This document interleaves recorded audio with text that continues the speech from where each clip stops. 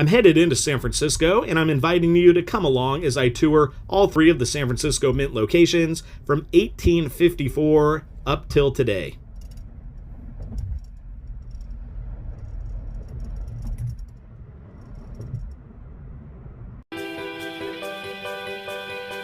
Stacking Cat. Hey there everyone, and welcome to the Stacking Kat channel, where I talk all things silver with a little bit of gold. If you haven't yet subscribed, then please do so, and if you enjoy what you see, then hit that like button and share this video. Okay, so I'm outside of the old San Francisco Mint, or the second in the series. I'm going to go on a tour of all 3. I'm also going to put in the bottom right-hand corner the different coins that I own that were produced at the various mints. So let's get it started. So here we are at the original location of the San Francisco Mint. This would be the San Francisco Branch Mint, which opened in 1854 and was once a U.S. assay office, privately owned before that, where gold miners or whomever could come in with their gold and have it appraised. And so the building is now the San Francisco Historical Society. So the original building doesn't stand anymore. As a matter of fact, there aren't even any pictures of it, just an illustration. I'll try to get to you guys right here. So this is on the outskirts of what is known as the financial district, where banks such as the Bank of America were formed. Originally, the Bank of San Francisco is what it was known as. The Transamerica Pyramid is just 1 block away. And this is where the mint initially was. So let's walk over and check out this plaque. It is designated a San Francisco City landmark. So as you can see, let's get the entire plaque in there. So site of first U.S. branch mint. The first United States branch mint in San Francisco was authorized by Congress July 3rd, 1852, and opened for operation April 3rd, 1854. Dr. L.A. Birdsall was the first superintendent, J. Houston, first minter, and A. Harazith, first assayer. Sorry if I butchered that. And so it is a state registered landmark, number 87. And dedicated on Halloween, October 31st of 1949. So this is it. And here is the San Francisco Historical Society, which has been closed for quite a while now, unfortunately. If you go in there, you have a lot of old artifacts from the city and the state, but it is what it is at this point. And so this was also part of the Barbary Coast Trail, that you could go on a little walking tour, self-guided, where the Barbary Coast is what San Francisco was colloquially known as back in the gold rush era, when people came from all over the country, all over the world, to find their fortune in gold. Let's get a little bit closer there for you guys. As you can see, the prospector, the miner, with his pan of gold, with the city as it was back then. Now, a lot of the city was built on landfill from the old ships from back in the 1850s and 60s. As a matter of fact, the early part of the city, where that is now part of the what's known as the Embarcadero, was underwater, and ships would actually sail up to the buildings and dock and get out and do what they had to do, whether it was a saloon, a hotel. And that's just how it was back then. It was a very lawless place, and gold founded the city. So it's kind of fun to check out all the history involved in that way. Okay, so right across the street is a plaque that commemorates the Hudson Bay Company. And it says, on this block, then on Yerba Buena's waterfront, stood the California headquarters of Hudson's Bay Company. In 1841, their chief trader, William G. Ray, purchased the property and started operations. This venture caused wide speculation about British intentions, inadequate profits, and a declining for catch and pressure. of the U.S. expansion caused Hudson's Bay Company to end California operations. California Registered Historical Landmark number 819.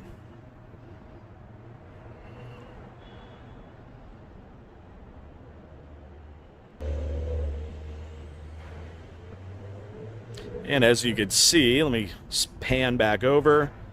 It is directly across from the old mint. So a lot of action was going on at this time back then. I am now standing in front of the second San Francisco Mint, also known as the Old San Francisco Mint or the Granite Lady, as that is what it is constructed out of. Now, the granite actually has a cool story. It comes from Placer County, California, where a lot of the gold was found during the gold rush. So a cool little link right there. Now, the mint has sitting here in downtown San Francisco, and it has been here since November 5th of 1874, when it was dedicated. Now, this is one of the first mints after the whole branch mint designation was removed. The mint we were just at was considered a branch mint and was under the direction of the President of the United States at the time. It is now under the direction of the U.S. Treasury, and this mint was one of the first ones to open to have that designation. Now, they did produce a lot of gold and silver coinage here, but it was also the first mint outside of Philadelphia to produce non-precious metal coinage, copper, bronze, and nickel as well. That began in 1908. As you can see, it has the big columns up in front. This is known as Federal Greek Revival and is one of the last buildings in the United States to use this architecture. Now, the architect of the mint is Alfred B. Mullett. He also is the architect of the Carson City Mint out there in Carson City, Nevada. I did a little tour of that in a previous video.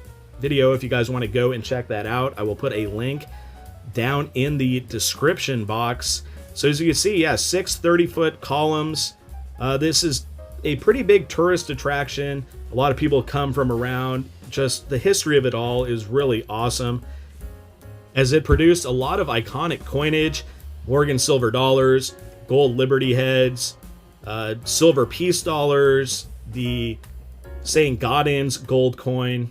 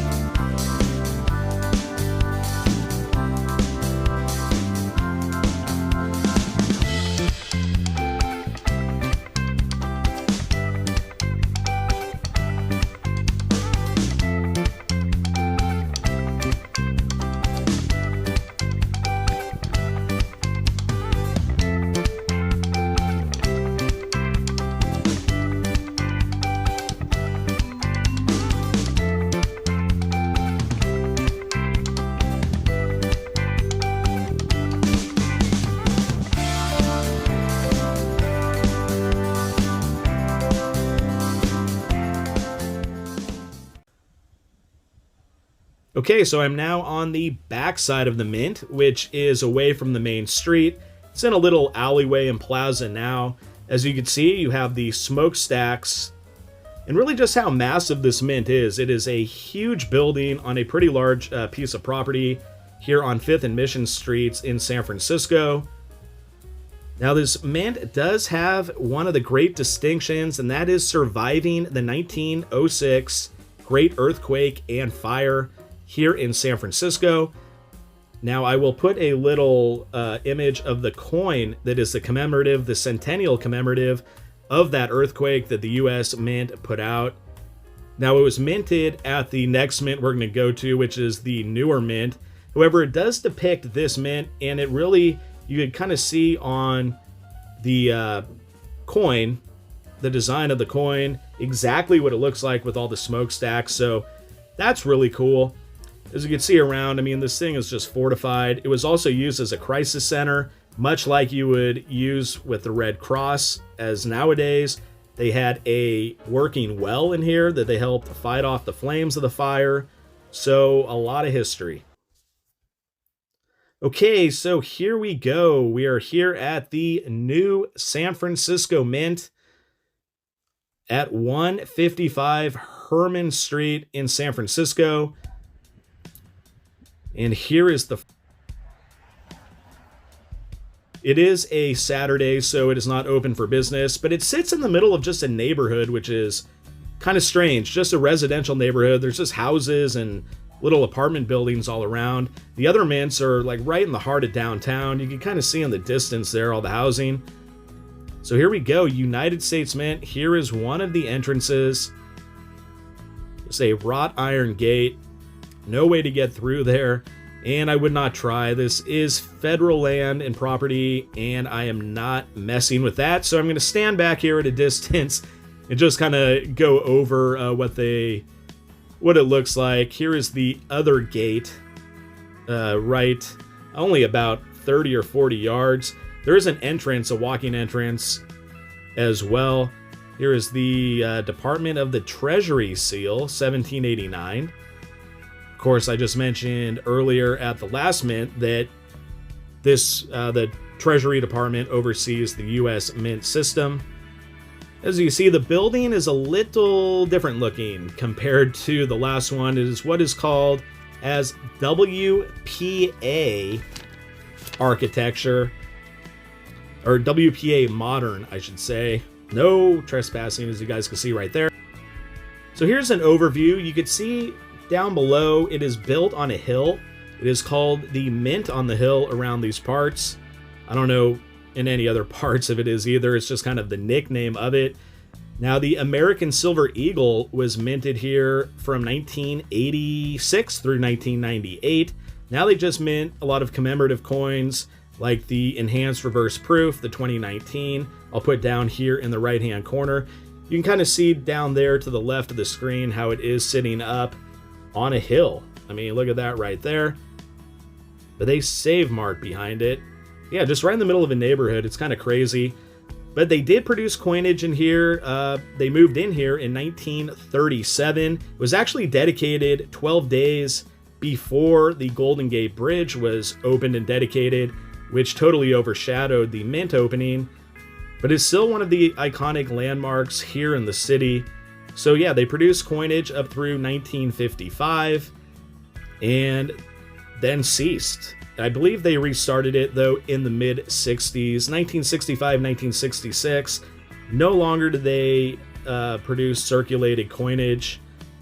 All specialty and commemorative items, both silver and gold.